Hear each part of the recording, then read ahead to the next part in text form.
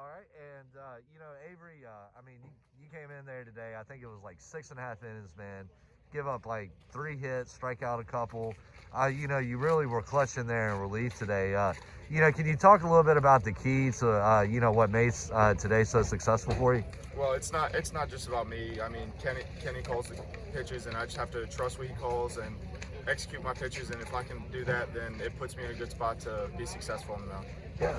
And Kenny, can you talk a little bit about what you saw out of Mr. Spicer today, and how glad you were to see it, and kind of what you think is was the key to his success today? Yes, Spicer's one of the guys we rely on heavily out of the bullpen. Obviously, hopefully not that early in the game, but you got to do what you got to do. And we've worked in practice and preached in practice about hitting your spots, understanding the counts, and that's obviously a testament to what he did today. Is understood the counts, understood why we're throwing certain pitches, and he got him over the plate and saw some success from it.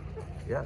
And, Avery, when you do find yourself, in a jam sometimes, it's not that you really found yourself in that many today, but you were always able to get out of it. Gave up the 2 runs, only 1 earned. Really, what was your mindset on those times where, like, you knew you had to bear down and that your guys were relying on you? Yeah, well, I think I always tell myself that if I walk the leadoff batter inning, which is the one thing that I always tell myself I don't want to do, but I did that once, was able to find a way to get out of it. Just if I find myself down the count, just take a deep breath and locate my pitches exactly where coach calls them, and it sets me up for a good outing on the mound. Yeah. And Kenny, you've got a little bit of a younger team out here this year. You got what, 2 seniors and 2 juniors? Obviously, a few different breaks today. This isn't a 6-0 game. How awesome was it to see these guys, following through and doing what you had asked them to do, despite, finding themselves in that hole? Yeah, so basically I just told the team, ignore the record, see the progression. Each game we've gotten better and better, and with the young teams, you have to understand you're going to catch the unlucky breaks. But what we've done now is rely on 4 guys on the mound like Spicer that are able to come in, hold the game tight. And eventually, if we stay consistent, these bad breaks go away. Yep.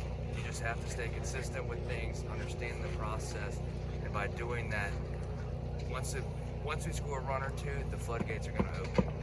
Because that's the one thing right now, runners in scoring position. The first 5 innings, we had runners in scoring position. Just couldn't get them across with some bad breaks, obviously. But if we stay consistent with that, it's going to open. And when it does, with the pitching we have to go deep in the season, I think we'll see a lot of success. Yeah. And last question, I'll let you guys go. Avery, kind of piggybacking off of what Kenny was saying just a second ago, even though we're, not even 2 full weeks into the season yet, what are some of the progressions that you've seen your guys make in this short time?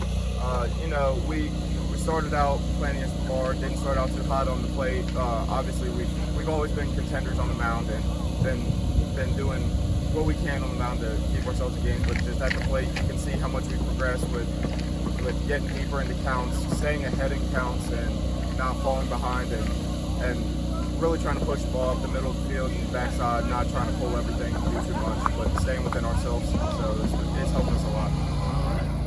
Good deal. Well, guys,